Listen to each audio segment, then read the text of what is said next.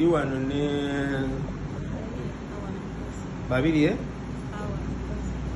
babiri Hawa Mutesi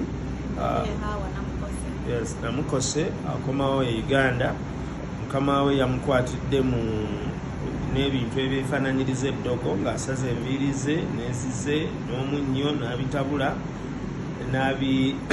n'abikozesa nga eddogo atiisetiise mukama we okusinziira ku mikwano gye ku social media bwe bamulagirira. Ekyennaku nti mukama we n'abigwako n'amuzza ku ofiisi ku supiidi ng'amuyisiza ku poliisi. Mukama we agamba nti ono talina kuva mu poliisi, alina okusibwa olwogezaako okumuloga.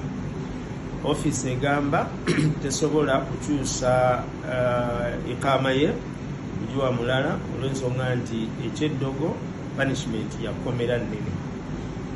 So basazeewo bamukomyewo awatali ku wastinga time.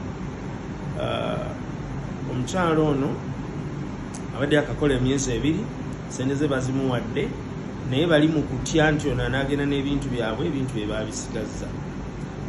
N'olwekyo kino kyekizibu ekipya kye tufunye nti eddogo likozesebwa okutiisatiisa Abasawudi naye buli gwe bagwako abaana bano tusaba tubabuulirire baleme okubeera mu bintu ng'ebyo kuba ono banne be bamuwa